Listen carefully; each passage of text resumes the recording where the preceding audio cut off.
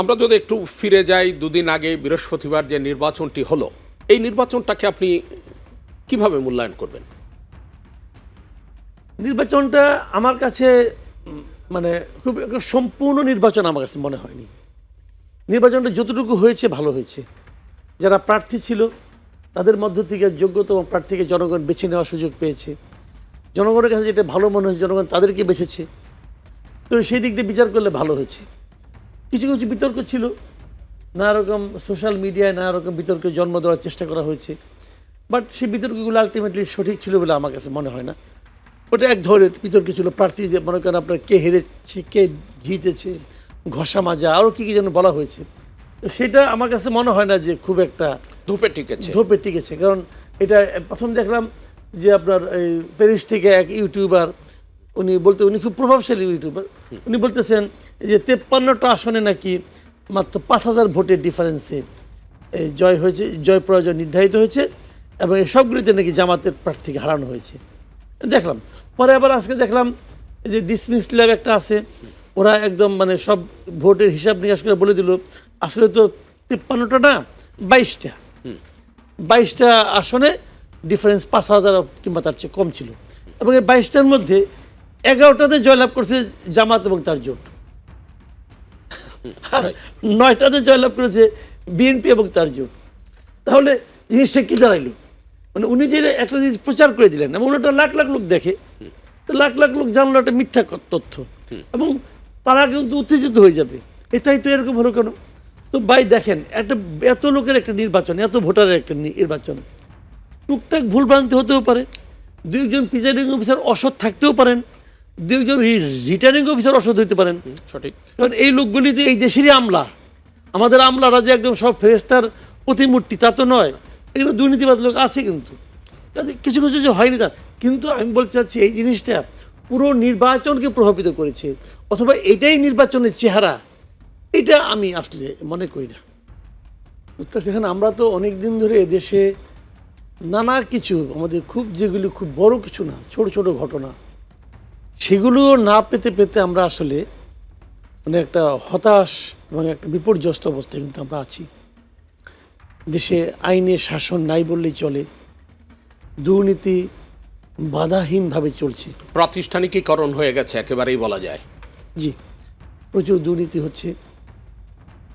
এর বিপরীতে আমরা গণতন্ত্র, মানুষের গণতান্ত্রিক অধিকার, সেগুলো একদম ভুলুণ্ঠিত ছিল।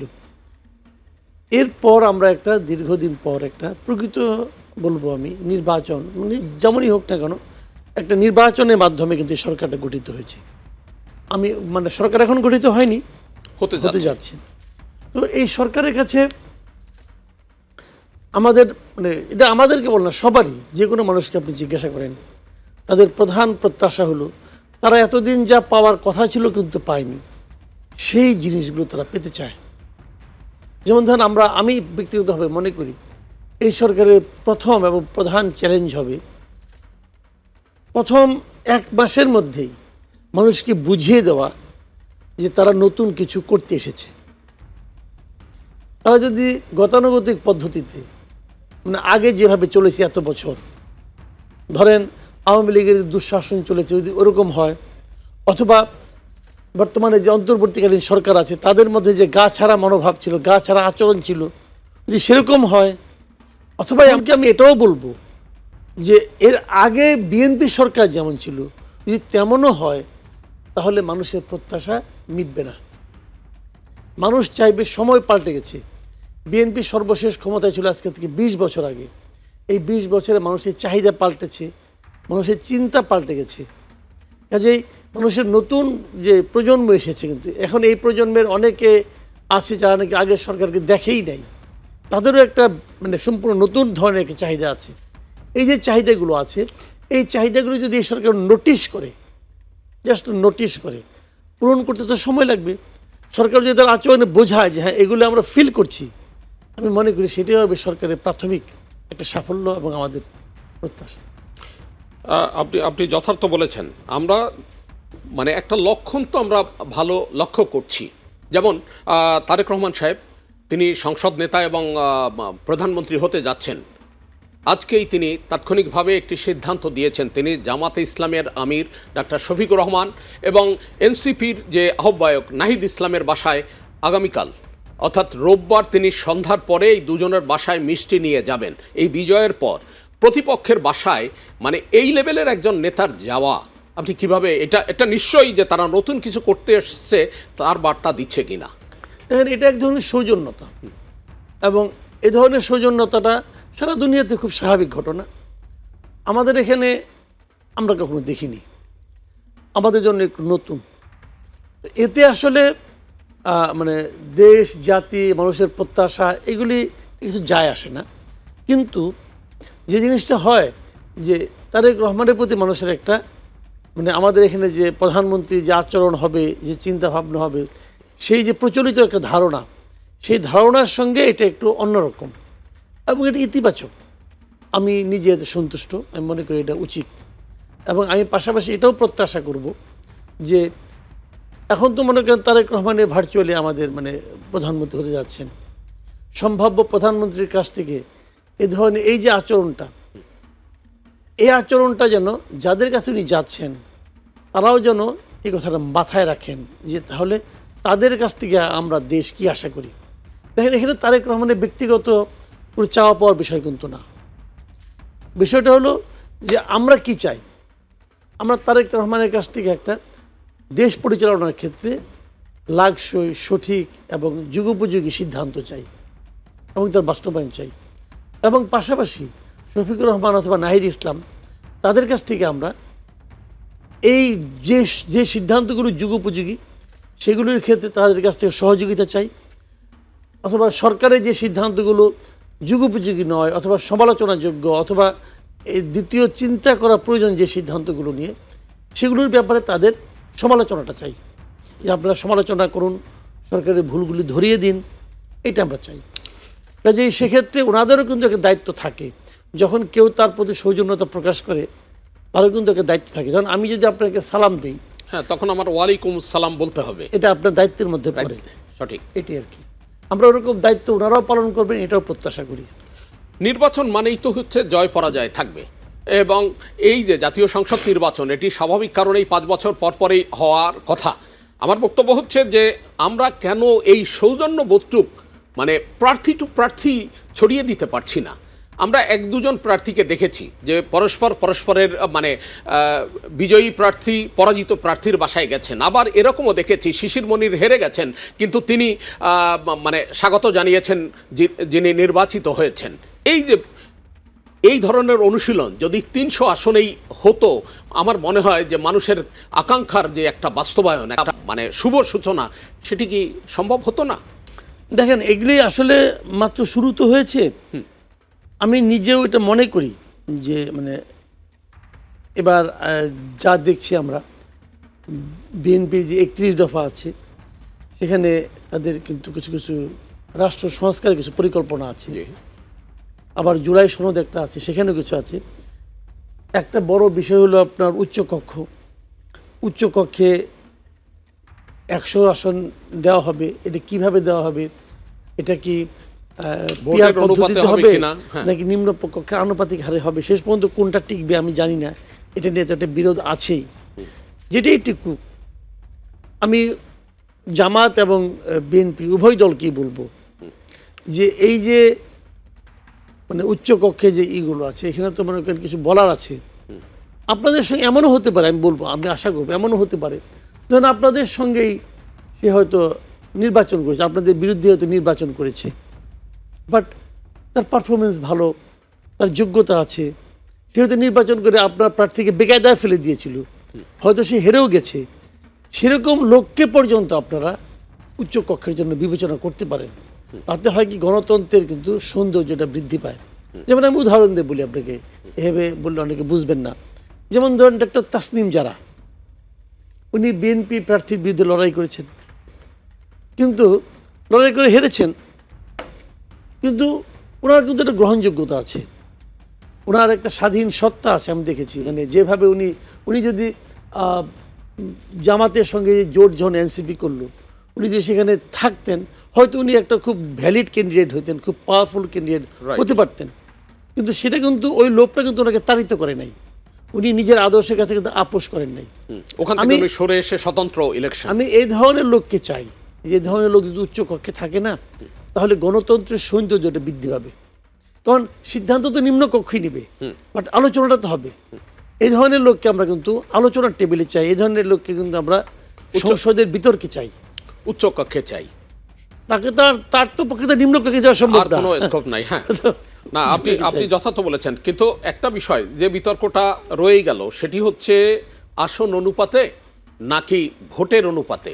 যদি ভোটের অনুপাতে হয় সেই ক্ষেত্রে বিএনপির ইসে ভোট হচ্ছে 46.7 বা তার চেয়ে একটু বেশি বা 9 এরকম, আর জামাতের হচ্ছে 43.3 বা 4 এরকম। তো যদি ভোটের এই অনুপাতে হয় তাহলে কিন্তু 100 সদস্যের যে উচ্চ কক্ষ সেখানেও কিন্তু একটা ব্যালেন্স থাকবে। আপনি কি মনে করেন? না, এটা ভোটের অনুপাত হলে একজন পাবে 46টা, একজন পাবে 43টা, বোঝাই যাচ্ছে।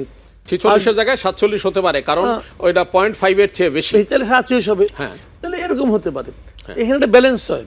কিন্তু আমার কথা হলো কি, এটা তো নীতিগত সিদ্ধান্তের ব্যাপার। রাইট। বিএনপি কোন সিদ্ধান্তে যাবেন তা তো আমি বলতে পারবো না। এটা তাদের রাজনীতি কি, তাদের পলিসি কি, এটা তো আর আমার জানার ব্যাপার না, বলার ব্যাপার না। এটা তারাই সিদ্ধান্ত নেবেন। রাইট। এবং তারা সেভাবে সিদ্ধান্ত নিয়ে তারা যদি মানে এটা যে আনুপাতিক হারেই হোক না কেন, যেভাবেই হোক না কেন, উভয় দলেরই কিছু সম্ভাবনা আছে। মানে বিএনপি যদি ওইভাবে নেয় তাহলে একটা পাবে, আবার যদি আপনার নিম্ন কক্ষের আনুপাতিক হারে হয় সেক্ষেত্রে হয়তো আপনার এই জামাত পাবে গিয়ে ধরেন আপনার 27টার মতো। তাহলে ওই সংখ্যা তো 100 অনুপাতে অনেক কমে যাবে, পার্থক্য হবে অনেক। কিন্তু সেটা আসলে যদি হয় এরকম ভাবে, সেক্ষেত্রে তারা 27 জন দিবে, তাহলে বিএনপি আরো বেশি দিবে। বিএনপি প্রায় ধরেন আপনার 60 জনের মতো দিয়ে দিবে। তো সেখানে বিএনপি ওটাও ঠিক করবে, ওই 60 জন আমি যেভাবে হোক সেখানেও এইভাবে যদি তারা যদি এই লোকগুলিকে নেয় এরকম বিভিন্ন, যেমন ধরুন স্পোর্টসের ক্ষেত্রে বাংলাদেশে অনেকগুলি সেক্টর আছে, স্পোর্টস থেকে একজন এক্সপার্টকে নেবে। মানে আমি বলতে চাচ্ছি কি, সেক্টর ওয়াইজ এমন কিছু লোককে নেবে যে নেওয়ার মাধ্যমে প্রমাণ হবে যে এরা একটা জাতীয় ঐক্যের কথা চাচ্ছে, একটা জাতীয় ঐক্য, জাতিকে ঐক্যবদ্ধ করার কিন্তু একটা বিষয় আছে। তারা সেই ঐক্যের যে বিষয়টা সেটাকে তারা এখানে বাস্তবায়ন করতে চাচ্ছে। এই ধরনের আমি কিছু চাই। হ্যাঁ, এগুলো ইমিডিয়েট চ্যালেঞ্জ। অবশ্যই আইন শৃঙ্খলা, দ্রব্যমূল্য, দুর্নীতি, চাঁদাবাজি। হ্যাঁ, এখন হলো কি, আমি বলি আপনাকে, আমার কাছে এর হচ্ছে প্রথম মনে হয় এগুলো তো করতেই হবে। তো এগুলো আপনি করবেন কি দিয়া, তাই না? প্রশাসন মনে করেন, পুলিশ মনে করেন, তো আগেরগুলি আছে। একদম নতুন আপনি কি আনতে পারেন? নতুন আনতে পারেন আপনি ক্যাবিনেট, আপনি একটা মন্ত্রিসভা নির্বাচন করবেন। এই মন্ত্রিসভাটা দেখেই কিন্তু মানুষের মধ্যে প্রত্যাশা অথবা হতাশা দুইটাই হতে পারে। আপনার কাকে মন্ত্রী দেন, এই দেশটা কিন্তু ছোট, এই দেশটা সবাইকে চিনে মোটামুটি, মানে মোটামুটি যারা সচেতন আছে সবাইকে চিনে। আপনি আধা ঘন্টা আমার সঙ্গে আলাপ করেন, এতদিন বন্ধু ছিলাম, আধা ঘন্টা আলাপ করে দেখবেন আত্মীয় হয়ে গেছি। আপনি চাচার, মামার, খালা, ফুপুকে সবাই, এই দেশের মানুষ। আমরা তো আর মনে করেন ভারতে কি হয়, এক রাজ্যের সঙ্গে আরেক রাজ্যের লোকজনের সঙ্গে বিয়ে শাদী হয়, চিনেও না, জানেও না, কথাও বুঝে না। তো আমাদের এখানে তো তা না, সবাই সবার সঙ্গে পরিচিত, বিভিন্নভাবে কানেক্টেড। কোন লোকটা খারাপ, কোন লোকটা খারাপ না, এটা মানুষ জানে। বড় বড় ব্যবসায়ী কার কত টাকা ঋণ আছে পাবলিক জানে। বিরাট ব্যবসায়ী, তার মনে করেন অনেক ফ্যাক্টরি আছে, ইন্ডাস্ট্রি আছে, মাসের পর মাস শ্রমিকদের বেতন দেয় না, ও তো একটা বাটপার। শ্রম নিচ্ছে, টাকা দিচ্ছে না, বাটপার না? কারণ এরকম বাটপাকে এনে যদি আপনি দেশের ভাগ্য নিয়ন্ত্রণের জায়গায় বসাই দেন, তাহলে তো মানুষের উপর আস্থা থাকবে না। তাহলে দুটো জিনিস, আপনি কাদেরকে নিচ্ছেন, আমরা কিন্তু দেখবো এখন যে আপনি কাকে নিয়ে মন্ত্রী বানাচ্ছেন। আপনি কি কতিপয় ঋণ খেলাপিকে এনে মন্ত্রী বানাচ্ছেন? আপনি বলবেন না, সে তো টিডিউল কইরা মোটামুটি এখন তাকে ঋণ খেলাপি বলা যাবে না। ব্যাংকে তার মনে করেন 3,000 কোটি টাকা ঋণ আছে,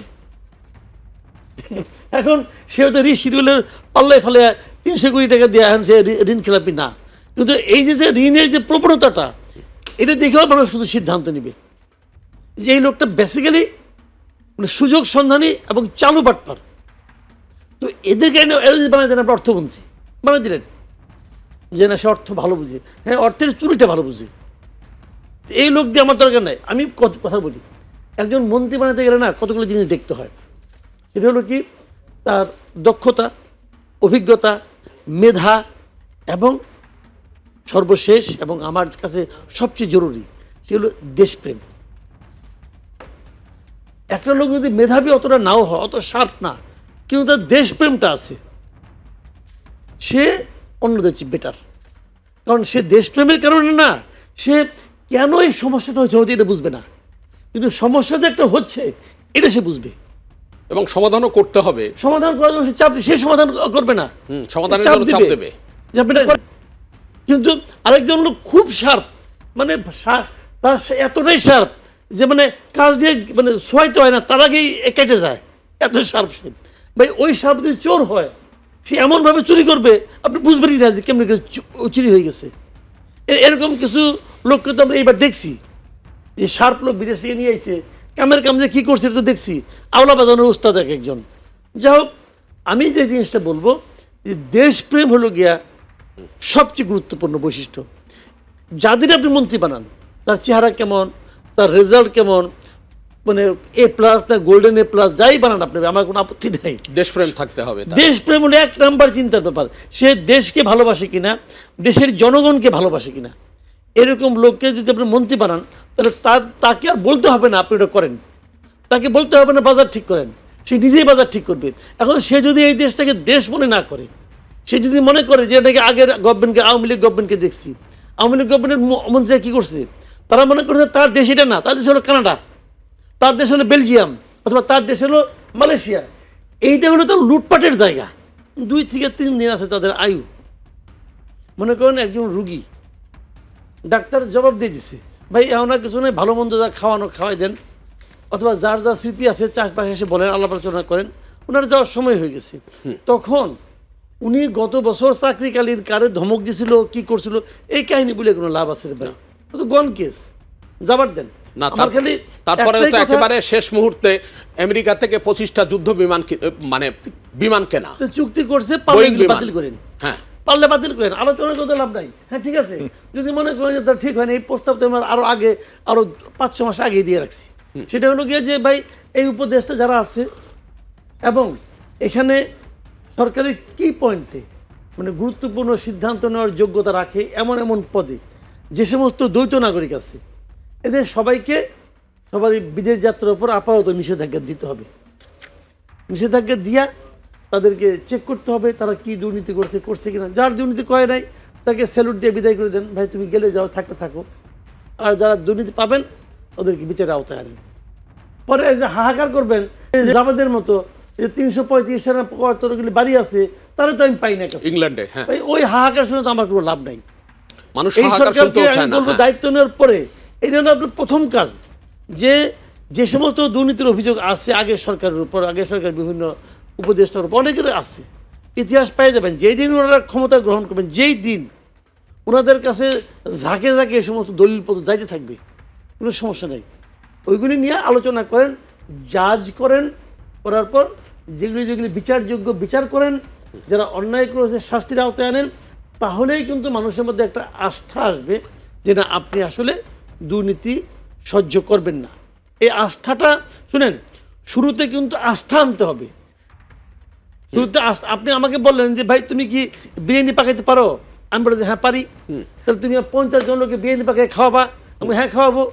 আপনি চাউল টাউল নিয়ে আসলেন, সব নিয়ে আসলেন, হ্যাঁ আপনি দেখেছেন আমি খালি কি ঘুটুর ঘুটুর করতেছি, আপনার লোকে 50 জন অতিথির কিন্তু পেটে ক্ষুধা বাড়তেছে। পরে এমন এক জিনিসই বানিয়ে আনছি, ওটা না হয়েছে বিরিয়ানি, না হয়েছে খিচুড়ি, না হয়েছে ভাত, কী যে হয়েছে কেউ জানে না। তখন আপনার কী হবে? আমি না 2টা চট থাপ্পড় খেলাম, কিন্তু এই 50 জন অতিথির কাছে আপনার অবস্থাটা কী হবে? এই 50 জন অতিথি মনে করেন দেশের জনগণ। আর এই যে আমি বাবুর্চি, অথর্ব বাবুর্চি, এটা হলো এই সরকার, বর্তমান সরকার। আর আপনি মালিক, আপনাকে দায়িত্ব দেওয়া হয়েছে বিরিয়ানি খাওয়ানোর। এখন আপনি কি করবেন আপনি এটা বুঝেন, আগেই দেখেন যে ভাই তুই পারবি কিনা বল।